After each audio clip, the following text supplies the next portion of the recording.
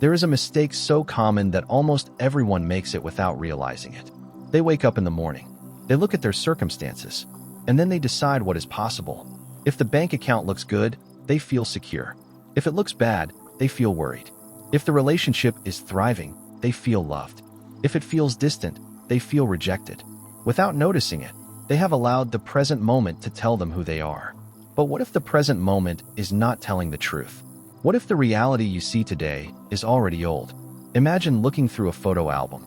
You open a picture from 5 years ago. You immediately understand something important. The picture is real, but it is not current. It shows what was, not what is, and certainly not what will be. Neville Goddard taught that your current reality functions in much the same way. The conditions surrounding you right now are not fresh information.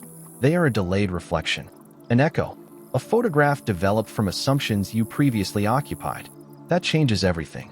Because if reality is a reflection, then it cannot be the cause. A mirror cannot create the face standing in front of it. It can only reflect it. Yet most people spend their lives trying to change the reflection. They argue with circumstances, fight appearances, worry about evidence, monitor results. And every time they do, they unknowingly reinforce the very state they want to leave behind. Think about how often people say, "I'll believe it when I see it." It sounds reasonable, but Neville reversed that completely. He taught that seeing follows believing, not the other way around. Because the visible world is not creating your assumptions. Your assumptions are creating the visible world. This means your future is not being determined by what you see today. It is being determined by what you continue to assume today. And those are two very different things. Imagine planting a seed. The moment it enters the soil, the process begins. But if you stare at the ground the next morning, nothing appears different. An impatient person might conclude that nothing is happening. A gardener knows better. The absence of evidence is not evidence of absence.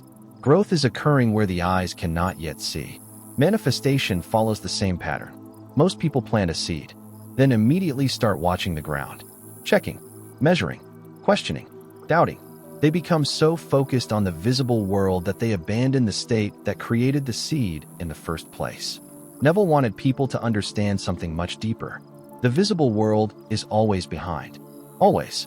It reports what was accepted, not what is being accepted. This is why circumstances often seem stubborn. Not because reality is resisting you, because reality is still expressing an older state. The old assumption is completing its journey through the world of form.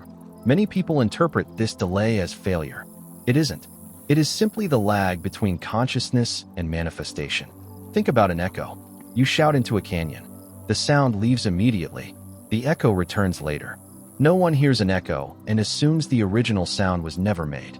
Yet people do this with manifestation every day. They create a new state. Then look around. Nothing has changed. And they conclude it isn't working.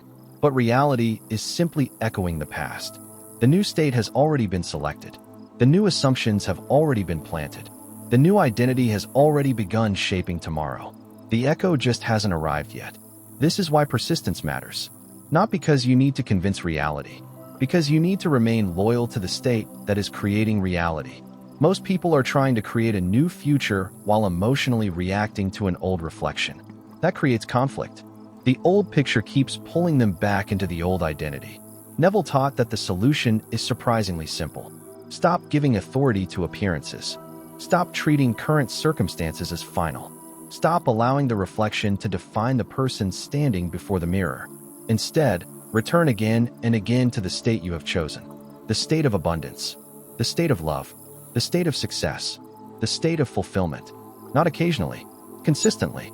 Not when it's easy. Especially when it isn't. Because the future is not being created by what you see. It is being created by what you continue to assume. One day the outer world catches up. The opportunity appears. The relationship shifts.